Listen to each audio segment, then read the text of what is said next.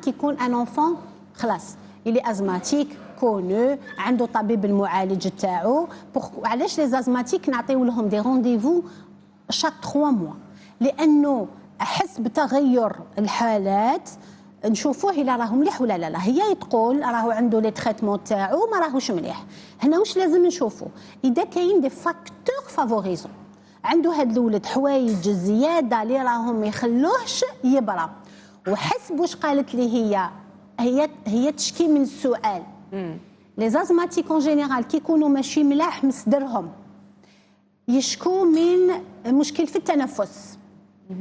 هي هنايا راهي تذكر لي باللي راهو سورتو سؤال فهمت باللي لا تو اوت راهو مضرار وليدها هنا كثر من اللي مضرار هنا. يعني لا فونتولين ولا ما راحينش يديروا له والو باسكو سي اون. هنا واش لازم نشوفوا؟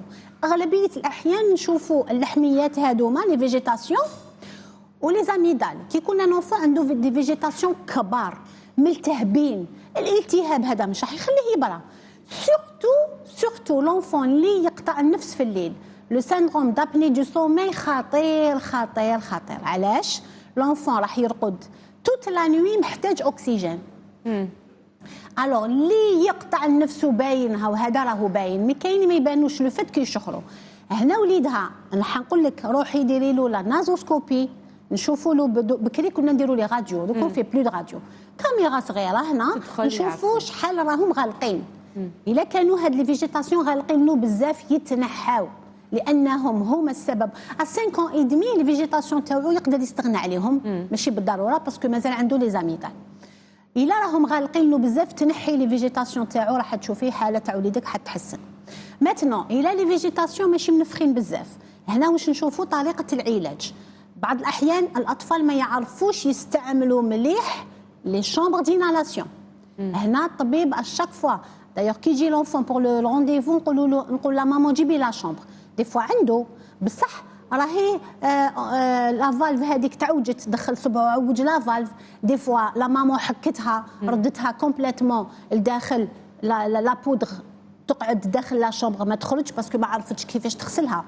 اذا شفنا بلي نو لا شامبر مليحه لونفون يعرف يتنفس طريقه التنفس في لا شامبر بوكو دونفون طبيب يفهمهم وكاع يروحوا للدار بصح بعد شهر شهرين يبداو ينساو بدا يتنفس لك هكا.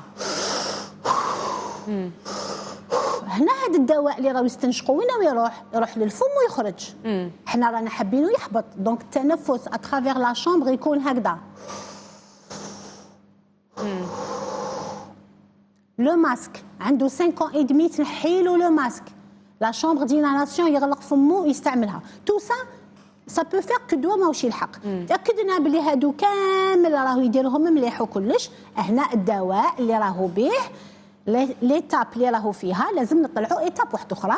وهنا الطبيب المعالج هو اللي فا لو فير رونديفو دون 3 موا ولا تروح للطبيب قبل يفا فير تو سا فوالا. وان شاء الله ما يكون غير الخير.